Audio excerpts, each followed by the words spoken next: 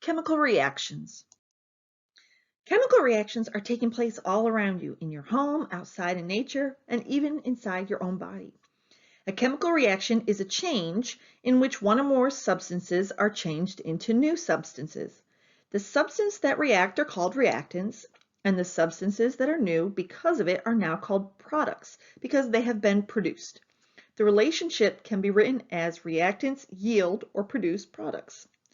Now, when scientists started really focusing on why something was changing in a chemical reaction, a chemist by the name of Lavoisier did research and came up with the conclusion that the total mass of all the products at the end of a chemical reaction always equal the total mass of all the reactants at the beginning of the reaction. One such experiment Lavoisier did was he placed a mass of solid mercury into a sealed container. And when he did that, he saw that the red powder of the mercury oxide had been transformed into a silver liquid that he recognized as mercury metal. And he also noticed that a gas was produced. Once he determined the mass of the liquid mercury, he was able to also determine the mass of the gas, and their combined masses were exactly the same as the mass of the red powder that he began with. This principle became known as the law of conservation of mass, and basically it states that the total starting mass of all the reactants equals the total final mass of all the products.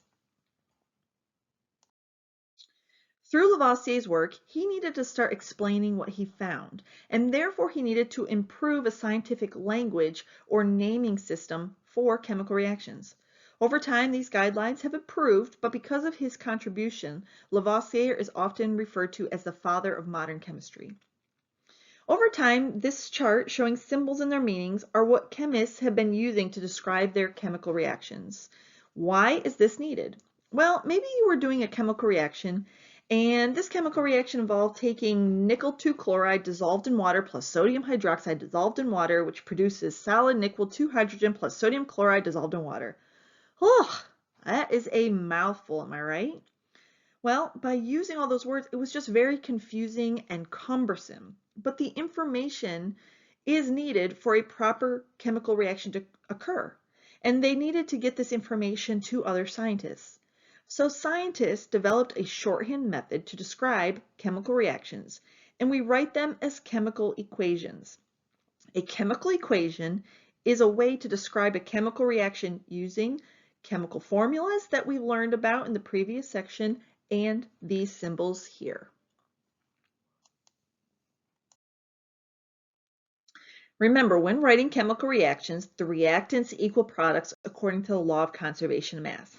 However, you can't just write chemical formulas and have oxides on one side and the chemical reaction have a trioxide on the other side.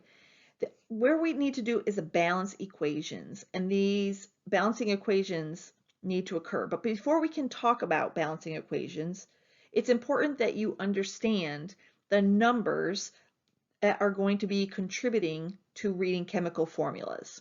So we've talked about the smaller numbers that go below the element. These are called subscripts, and we've been using these to represent the number of atoms in a molecule of a particular element.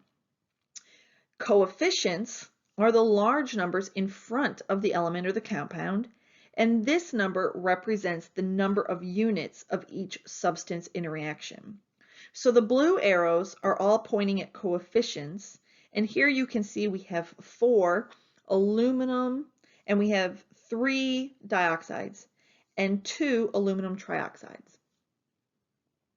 Now, looking at the red arrows, you now see that we have 2 oxygen on the reactant side, 3 oxygen on the product side, and 2 aluminum on the product side. When we need to find the total number, for example, of oxygen on the reactant side, we multiply the subscript by the coefficient. So in total, on one side, we'd have 6 oxygen on the reactant side. And if you did the same thing on the product side, you take the subscript 3 of that and multiply it by the coefficient in front of the compound, which is 2. You now see that we have 2 times 3, 6 oxygen on the product side. Do the same thing with aluminum. On our reactant side, we have 4 aluminum. And if we go ahead on our product side and take 2 subscript times 2 in the coefficient, we have 4 aluminum on the product side. This is a balanced equation. Okay, so let's go ahead, take a break, and show what you know.